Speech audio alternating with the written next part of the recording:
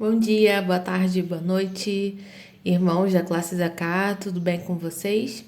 Aqui é a Júlia falando, estamos em mais um estudo da Palavra de Deus, estamos estudando o livro de Apocalipse e Deus tem coisas maravilhosas para nós nesse dia. Vamos orar? Senhor, muito obrigada pelo dia que o Senhor nos concede, porque a Tua presença, Senhor, está entre nós. Obrigada porque o Senhor nos salvou. Senhor, eu te peço que o Senhor conduza-nos no estudo dessa aula, que o Senhor esteja me conduzindo, me direcionando, Senhor Deus, naquilo que é correto, Senhor. Cuida dos meus irmãos, abençoa cada um, que essa palavra frutifique em cada coração. Em nome de Jesus, amém. Irmãos, estamos estudando o livro de Apocalipse, né? Estamos dando continuidade, já temos alguns domingos que estamos estudando. Hoje vamos estudar a igreja de Tiatira. A carta a essa igreja, né? A igreja que estava nesse local, é a maior carta que nós temos aqui das cartas das igrejas, né? Da Ásia.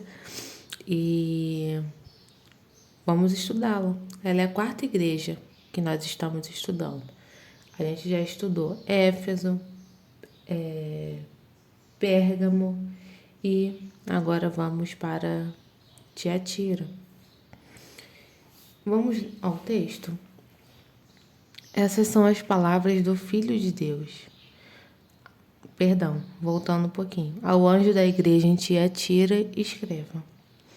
Essas são as palavras do Filho de Deus, cujos olhos são como chamas de fogo e os pés são como bronze reluzente. Conheço as suas obras, o seu amor, a sua fé e o seu serviço e a sua perseverança. Eu sei que você está fazendo mais agora do que no princípio. No entanto, quanto a você, tenho isto. Você tolera Jezabel, aquela mulher que se diz profetiza. Com os seus ensinos, ela induz os meus servos à imoralidade sexual e a comerem alimentos sacrificados aos ídolos. Dê-lhe tempo para que se arrependa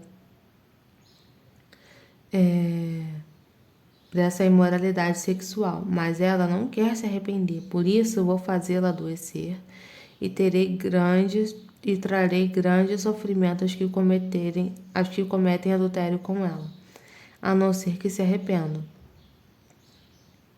das obras que ela pratica. Matarei os filhos dessa mulher. Então todas as igrejas saberão que eu sou aquele que retribui cada um de vocês de acordo com as suas obras. Aos demais que estão em Tiatira, a vocês que não seguem a doutrina dela e não aprenderam, como eles dizem, os profundos segredos de Satanás, digo: não porei outra carga sobre vocês. Então somente apeguem-se com firmeza ao que vocês têm, até que eu venha. Aquele que vencer e fizer a minha vontade até o fim, darei autoridade sobre as nações. Ele as governará com cetros de ferro e as despedaçará como um vaso de barro. Eu lhe darei a mesma autoridade que recebi de meu Pai. Também lhe darei a estrela da manhã. Aquele que tem ouvidos, ouça o que o Espírito diz às igrejas.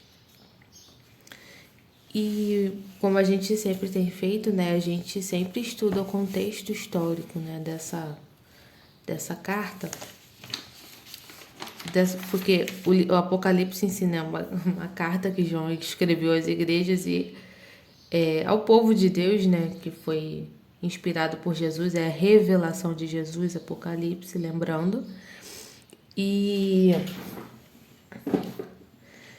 a gente sempre estuda o contexto histórico, né? E essa é até uma orientação quando a gente estuda um livro da Bíblia, que a gente sempre olhe o contexto histórico. Por exemplo, quando você vai estudar os evangelhos, você tem que entender o contexto histórico. É Jesus que está ali. Quem governava ali aquele local?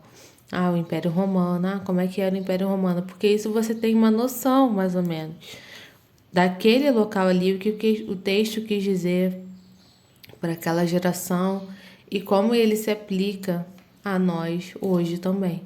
Então, estudar o contexto histórico, vocês têm visto, né, que faz toda a diferença. Você sabe que lá em Tiatira, o que estava acontecendo, tudo isso. E a palavra de Deus, como ela se renova dia após dia. Tem o autor, eu não sei quem foi que disse, que a Bíblia ela é mais atual do que o jornal de amanhã. E é verdade, né? A gente lê os textos, parece que está falando para a geração de agora, mas a gente precisa fazer esse exercício, né? Entender o contexto histórico. E a cidade de Tiatira, comparada às outras, né, Éfeso, Esmirna, Pérgamo, não era uma cidade muito importante, não. O que era importante nessa cidade era o comércio. Por ali tinha uma rota comercial, né? Tiatira era caminho, né, para outros locais. Então, ali passava o intercâmbio, né, que ligava a Europa e a Ásia. Então, assim, era importante pelo comércio, não importante uma cidade cultural, rica, não. Ela era importante no seu comércio. E nessa cidade, né, eu falei que o comércio era forte. Nessa cidade havia alguns grêmios. O que são grêmios? Conjunto de comerciantes. Ah, o conjunto dos comerciantes do vendedores de púrpura, não, da lã, entendeu? Como se fosse um sindicato, né, daquele grupo comercial. E tinha couro, linho, bronze, vendedores de púrpura. E até lá em Atos 16:14, a Bíblia nos conta, nos fala sobre uma mulher chamada Lídia, que se converteu a Cristo que vendia púrpura na cidade.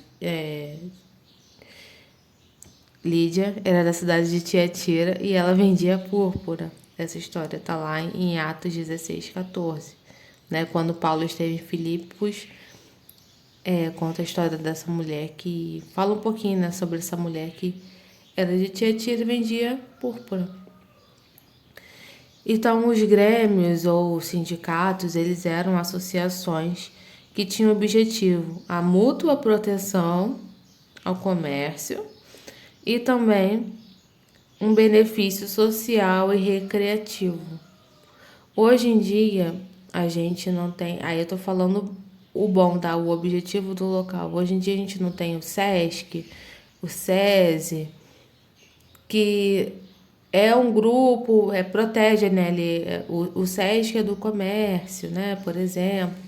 Aí tem os hotéis do SESC, que são mais baratos para os comerciantes.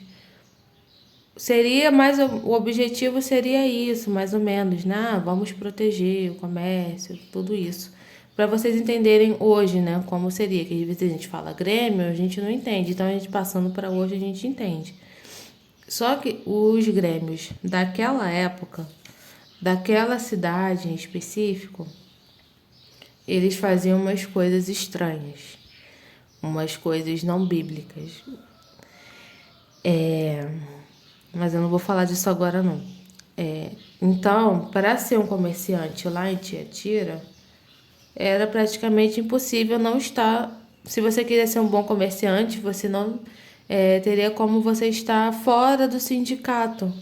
Por quê? Seria quase que um suicídio comercial. Poxa, como é que... eu sou comerciante e não estou lá no associado ao Grêmio, né? Era isso. Só que esses grêmios, como eu comecei a falar, promoviam umas reuniões com fartos banquetes e imoralidade sexual. Não tem que eu falei que a proteção ao comércio e recreação? Então a recreação deles era essa: alimentos sacrificados a ídolos e imoralidade sexual. Então, o que deveriam fazer os comerciantes, né? E o comerciante cristão? O que ele deveria fazer? Deveria abandonar a sua fé e entrar lá no Grêmio, sei lá, né, um comerciante de sucesso, ou estar fadada à falência e continuar servindo a Cristo e não participar lá do Grêmio. Mas a Jezabel aqui do texto, né? Mas esses sindicatos tinham uma solução. Olha, você pode... A gente não quer que você deixe de ser crente, não. Mas como é que você vai vencer Satanás se você não conhece Satanás? Então, venha conhecer os segredos profundos de Satanás. Participe daqui, que aí você vai saber como ele é. Como é que você pode dizer que é ruim se você não experimentou? Então, esses eram os segredos profundos de Satanás. Era essa doutrina que rondava ali a cidade de Tiatira. É dentro dessa cultura que a igreja estava, né, dessa cidade. Vamos lá, continuando ao texto, visto o contexto histórico, vamos lá agora, versículo a versículo. Ao anjo da igreja de Tiatira escreve a carta direcionada ao pastor da igreja, ao líder, e como Jesus se apresenta. Aquele que tem olhos como chamas de fogo. Imagina que você está olhando para alguém, para Jesus, e os olhos dele como chamas de fogo. Te incendeia na tua alma, né? Ele é aquele que te olha por dentro. Não só o que você está aparentando, não só por fora, mas ele é aquele com olhos de chamas de fogo. Ele te olha por dentro. Ele ilumina a tua alma. Pode estar escuro, pode estar o mais escondido que for, mas ele te olha. Ele te conhece. Ele conhece as suas obras e as suas intenções. O cristianismo, né, irmãos? Ele é uma religião. Nosso Deus é maravilhoso, né? Ele é mais apurado ainda porque outras religiões importa o que você faz, né? Se você estiver fazendo caridade, tá ótimo. E às vezes até caridade para você alcançar alguma coisa boa no céu, né? Ou um lugar bom, que como eles dizem, quem não fizer caridade na outra vida vai vir pior, né? Outras religiões falam isso, né? Mas o cristianismo se você pode estar fazendo bem, mas se você não está fazendo com amor, meu filho, está fazendo nada. Então, as nossas intenções, ele sonda as nossas mentes, nossos corações e as intenções do nosso coração. Então, é muito mais apurado, né? Muito mais. Nosso Senhor, ele requer bastante de nós. Ele quer que nós sejamos santos como ele é. E ele é aquele que tem os olhos como chamas de fogo e os pés reluzentes. E o bronze também, né? Dá aquela sensação de firmeza. Cristo está firme. Ele não é abalado. Essas coisas que acontecem no mundo não abalam, não tiram o poderio do Senhor. Ele está firme, ele tem o controle de toda a situação e de toda a história. Nada escapa do controle dele. E quais foram os elogios que a igreja recebeu? Amor, fé, serviço, perseverança. E como eles estavam crescendo. Eles receberam elogios que outras igrejas não receberam. Outras igrejas, por exemplo, não estavam bem no amor, como Éfeso, por exemplo. E o nosso Deus, ele sabe o que há de bom em nós, o que há de bom na igreja. Quando tem algo de bom na igreja, o Senhor reconhece, ele sabe, ele começa aqui dizendo as coisas boas que haviam na igreja, sabe? Eu conheço, olha, eu sei que vocês estão fazendo mais do que no início. Ele sabe, eles não pegam o nosso erro e expõem no telão, bem para nos envergonhar. É claro que aquele que está pecando, ele está sujeito, né, a ser envergonhado, mas por causa do próprio pecado dele. Por exemplo, a mentira. Quem mente um dia pode ser pego da mentira, pela mentira, mas por causa do próprio pecado em si. E o Senhor aqui está mostrando, está falando, olha, eu te conheço, eu sei o que você faz de bom. Mas o Senhor tinha algumas críticas. Você tolera Jezabel, aquela mulher que se diz profetiza. Lembra o Apocalipse? É o livro da Revelação, fala sobre as coisas que vão acontecer, né? Mas lá na nossa primeira aula de Apocalipse, o professor Gutenberg falou sobre essa ligação com Gênesis, né? O início e o fim aqui representados. É o Senhor, Apocalipse mostra que o Senhor tem o controle de tudo, do início ao fim. E ele sempre faz uma ligação lá com o Antigo Testamento. Então, por isso que é muito importante, né, irmãos? A gente está atento à palavra de Deus, a gente conhecer a Bíblia. Porque aqui ele falou de Jezabel. E aí, quem era Jezabel? Será que é Jezabel agora? Apareceu esse nome pela primeira vez aqui? Não. Jezabel foi uma mulher, a história dela foi retratada no Antigo Testamento. Na aula passada a gente falou de Balaão, vocês lembram? A história dele também está no Antigo Testamento. E aqui em Apocalipse terão outros símbolos ainda do Antigo Testamento. Então, quem era Jezabel? A história dela está em 1 Reis 16 até 2 Reis 10, 13. Jezabel era a esposa de um rei de Israel chamado Acabe. Acabe, irmãos, na verdade não teria nada que ter se casado com essa mulher. Porque a lei dizia que os israelitas deveriam se casar com o seu próprio povo. A lei dizia que não poderia adorar outros deuses. Esse Acabe foi lá, casou com uma mulher de uma outra nação, de um outro povo, de um outro costume, mal ainda se casou com uma mulher mal, errou em tudo. E Acabe, Jezabel era esposa do rei de Israel, chamado Acabe. Mas quando a gente for ver a história, né, quem mandava mesmo era Jezabel, né? Fazia Acabe de gato e sapato. E nisso ela levou um povo cristão a adorar outros deuses. E ela era muito má, muito má.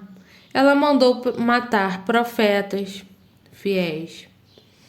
E introduziu o culto organizado a Baal, com pessoas responsáveis para conduzir o culto. Tinha profetas de Baal. E fazendo os israelitas pecarem contra o Senhor. Certa vez, está lá em 1 Reis 21, Acabe queria uma plantação, mas o dono não queria vender. E sabe o que Jezabel orientou? Vamos fazer o seguinte, faz o seguinte, a gente suborna aqui algumas pessoas, uns vadios aqui, umas pessoas ruins, vamos dizer que ele blasfemou contra Deus, vamos dizer umas coisas ruins dele aí, e o próprio povo vai matar ele. E foi isso que aconteceu. Subornaram homens maus, falaram que o homem da vinha, o dono, né, dessa plantação, era isso, aquilo. E por fim o homem morreu e Acabe foi lá e ficou com a plantação. E Jezabel era assim, gente, o culto a Baal, não pensem que era algo só se prostrar a outros deuses. Nunca é só isso, né? O culto a Baal, as pessoas se automutilavam, tinha sacrifício de crianças, assim, só maldade. E Jezabel era essa pessoa, esse símbolo, né, de pessoa sem escrúpulos, né, que faz tudo o que é mal. Fora também imoralidade sexual, né, de Jezabel. Só que o Senhor sempre avisa, né, olha, se conserta. Se você vê o livro de Reis, sempre tem um profeta do Senhor falando, se arrepende, se arrepende. E até aqui no Apocalipse a gente leu. Tô dando tempo, mas ela não quer se arrepender. Jezabel foi a mesma coisa. E ela morreu de uma forma trágica. Ela caiu de um prédio alto, caiu, né, encostando pelo muro, já caiu despedaçada. Vieram os cachorros, comeram, as aves comeram. Foi assim, terrível. Teve um fim muito trágico, né? Essa pessoa muito má. E nos tempos de hoje, né? O fim trágico das pessoas não é só assim uma morte ruim. Às vezes uma pessoa muito má tem uma morte natural.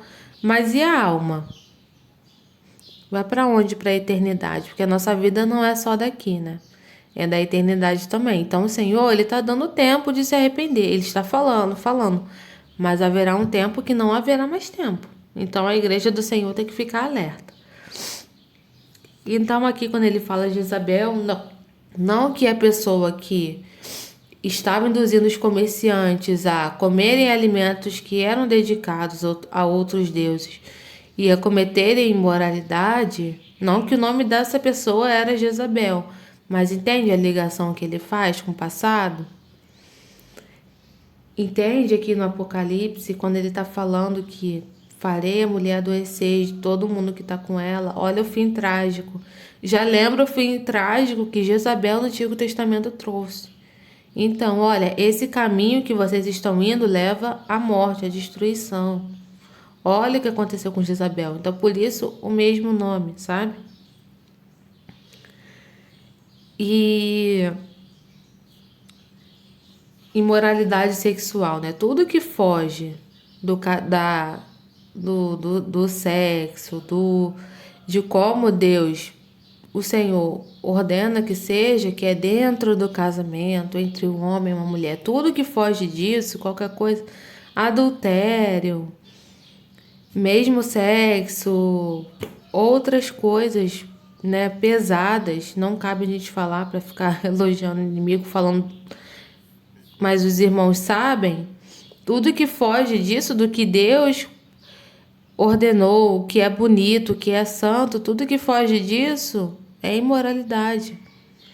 Então, os comerciantes, eles estavam assim. E quantas vezes hoje em dia também não tem isso, né, irmãos? Olha, para você ter um bônus na empresa, você tem que fazer um suborno aqui. Olha, para ter vantagem na empresa, para crescer aqui,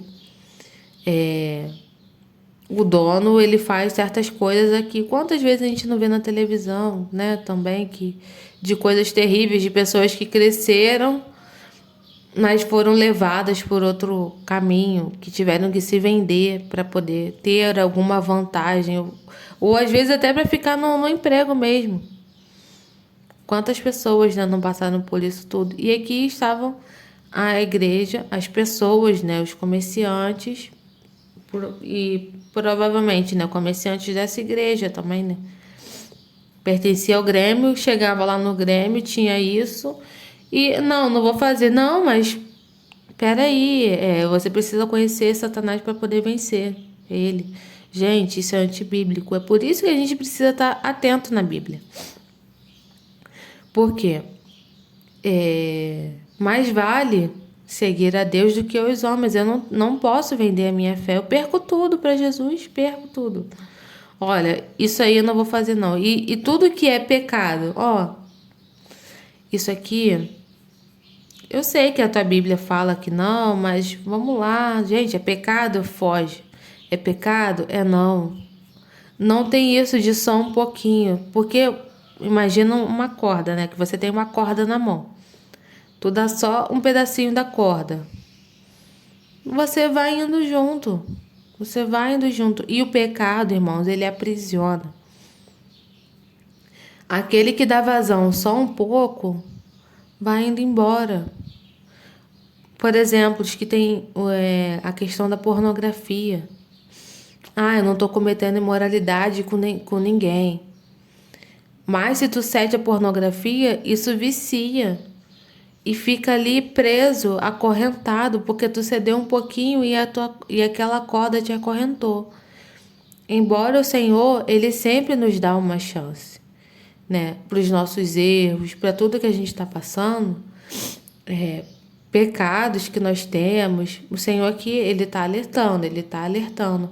Mas o crente puro, fiel, se render, não faça isso.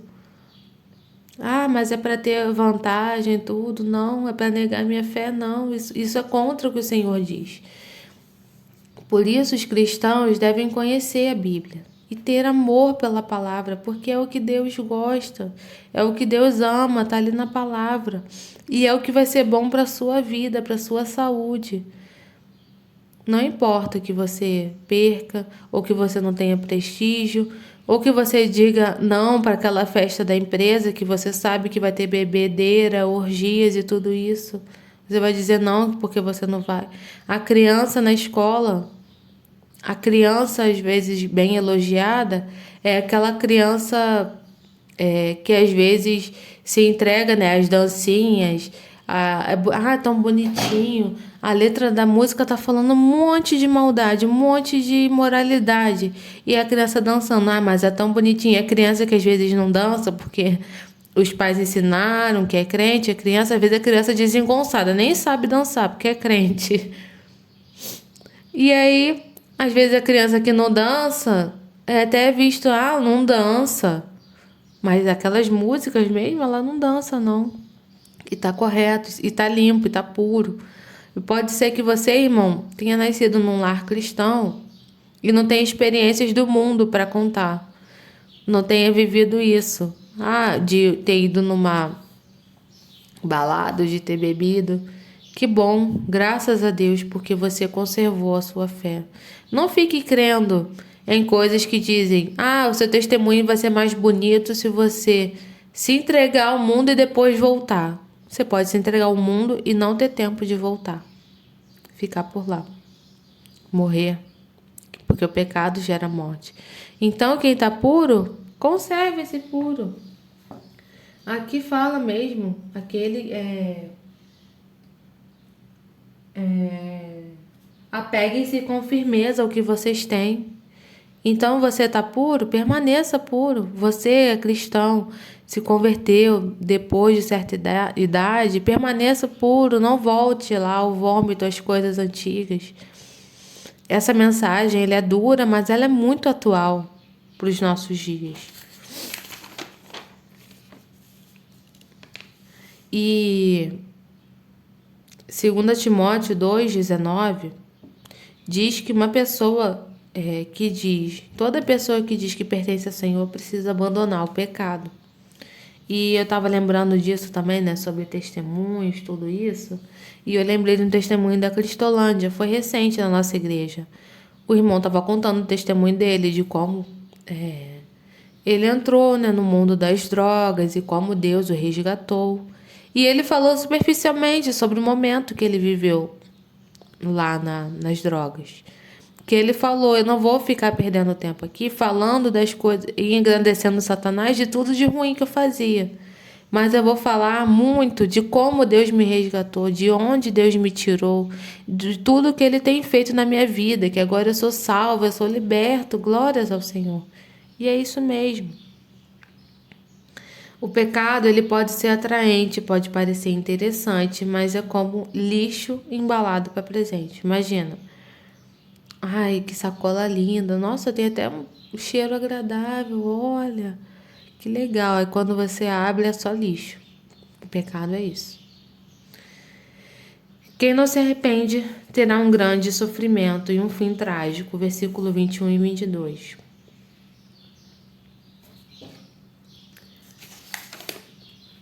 E o Senhor é aquele que sonda as mentes e os corações. Ele retribui cada um de acordo com as suas obras. E como eu falei aqui de novo, quem estava seguindo, né, essa doutrina deveria se arrepender. Quem não estava seguindo deveria manter firme para não se render. E apegar-se a Cristo até que Ele venha. E fechando aqui essa parte final, temos o seguinte: aqueles que não vendem a sua consciência e não trocam Deus pelo dinheiro vão ser honrados. No dia do juízo, os perversos serão quebrados como um vaso de barro. E em vez de desprezo, teremos uma posição de honra. Vamos reinar com Jesus. Aqueles que perdem a vida por amor a Cristo encontram a verdadeira vida, mas aqueles que querem ganhar a vida, perdem-na. E o seguinte também, o Senhor, o nosso coração, ele deve entender que é o Senhor quem nos sustenta. em todas as coisas. Vide a pandemia, né, irmãos? Um exemplo para nós hoje. Muitas pessoas que tinham muito dinheiro, muitos tinham uma empresa muito boa, tudo isso. Se o Senhor quiser, a pessoa pode perder tudo. E também muitas pessoas cresceram na pandemia. O que eu estou querendo dizer com isso? Eu não estou fugindo do texto, não. Eu estou dizendo que o crente deve confiar no Senhor, no seu sustento. Não confiar na empresa que ele está. Pode ser concurso público, pode ser o que for. Eu devo confiar que é o Senhor que me dá o sustento todos os dias. Então, por mais que o comerciante aqui ficasse preocupado de perder o emprego ou de falir, ele deveria se preocupar mais em se manter puro e entender que o seu sustento, quem daria era o Senhor. Então, se tem algo que faça que você venda a sua fé, que você se corrompa, mas vale você agradar a Deus e pensar de que Ele vai dar o teu sustento. Porque nosso sustento não é só pelas circunstâncias, né, da vida, como eu falei, isso da pandemia. É o Senhor quem cuida de nós. Então, esse adendo eu queria fazer. Voltando aqui à parte do final, das promessas daqueles que vão vencer. O vencedor vai conhecer também, vai conhecer não as coisas profundas de Satanás, mas as coisas profundas de Cristo. Os salvos receberão a estrela da manhã. Não apenas eles receberão corpos gloriosos que vão brilhar como as estrelas, mas também vão conhecer a Cristo, a estrela da manhã em sua plenitude. Voltando as costas para o pecado, eles verão a luz da glória de Deus na face de Cristo. Os que renunciaram ao pecado e às vantagens do mundo viverão na glória com Cristo em completo e eterno contentamento. Cristo é a nossa herança, é a nossa riqueza, é a nossa recompensa. Veremos Ele face a face, serviremos eternamente a Ele. Ele será nosso prazer e deleite para sempre. Cristo é melhor que os banquetes do mundo. Só Ele satisfaz a nossa alma. E eu queria fechar com um versículo. Está em Gálatas 1:10. Acaso busco eu, agora, a aprovação dos homens ou a de Deus? Ou estou tentando agradar homens? Se eu ainda estivesse procurando agradar homens, não seria servo de Cristo. Então essa foi a mensagem de hoje, a nossa aula da Escola Bíblica Dominical. Muito obrigada a você que está participando dos desafios, que está dedicado a ouvir as aulas, a estudar a Palavra de Deus. Que Deus te abençoe abundantemente, que você tenha uma semana muito abençoada, você e seus familiares. Um beijo no coração de todos. Tchau, tchau.